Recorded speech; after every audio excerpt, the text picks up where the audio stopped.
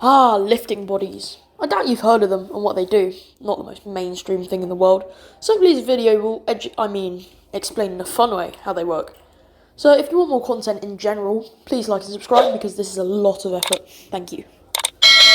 On Wikipedia, because I'm lazy, a lifting body is described as a lifting body is a fixed-wing aircraft or spacecraft configuration in which the body itself produces lift, in contrast to a flying wing, which is a wing with minimal or no conventional fuselage. You get all that? So basically, it's a craft where the fuselage is essentially the wing because it generates the lift.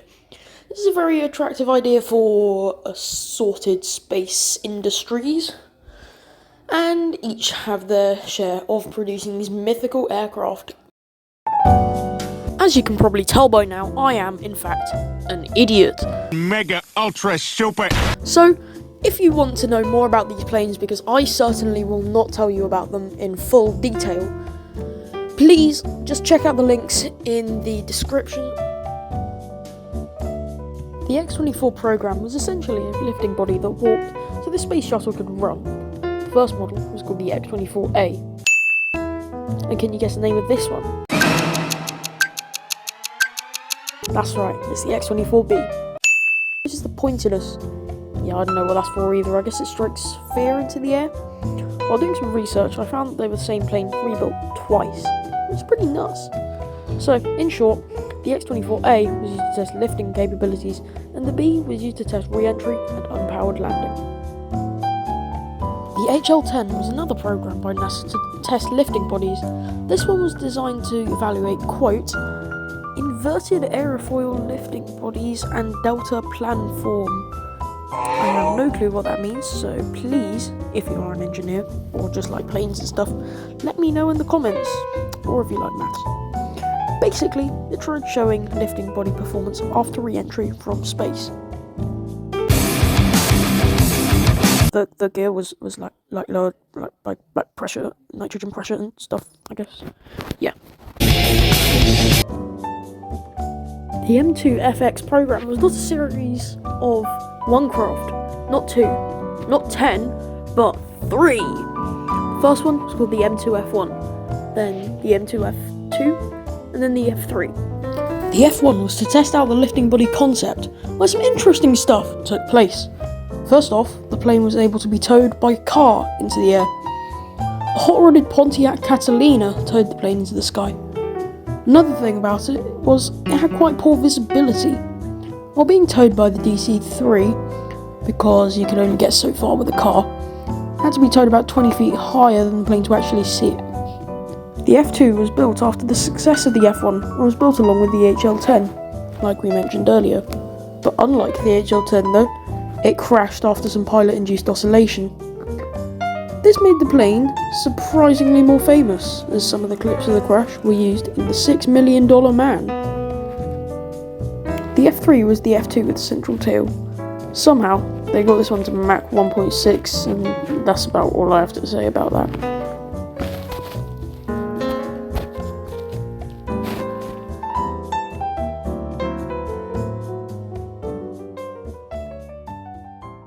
Hello everyone, welcome to the Science Corner. Here is an F-16.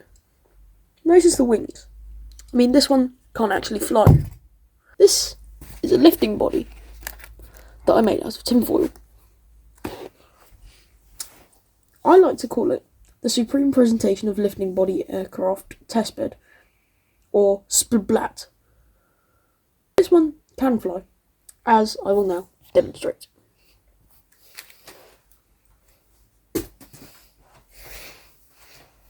It will fly, trust. It's gonna do it eventually. Okay, now we're going for something a bit more extreme, my garden. So, 3, 2, 1. I'd count that, it flew. Because I have to do this in one take. So as you can completely see with those amazing tests, that lifting bodies do work. But if so, why don't we see them every day? I mean, if they work so effectively, I mean, why hasn't NASA properly utilised them? Not even NASA, why not everyone? I mean, they seem like a pretty viable option.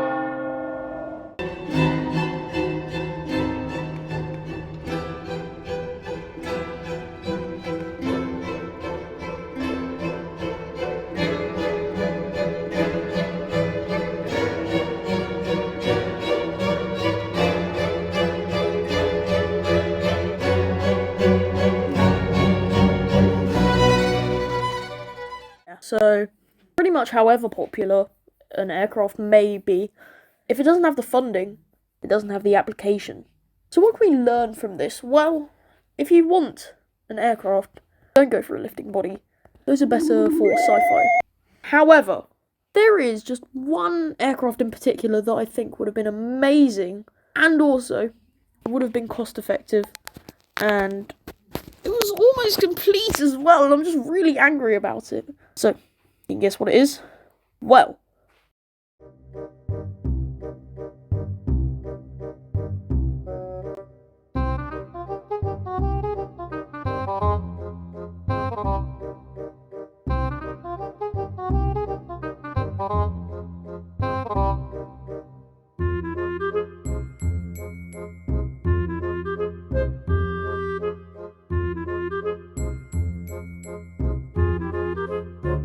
not quite Steppy.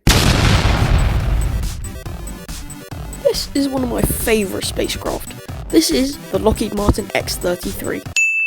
It was going to be the Space Shuttle's replacement, and it would have been a bit shorter. However, it would have been way more cost effective.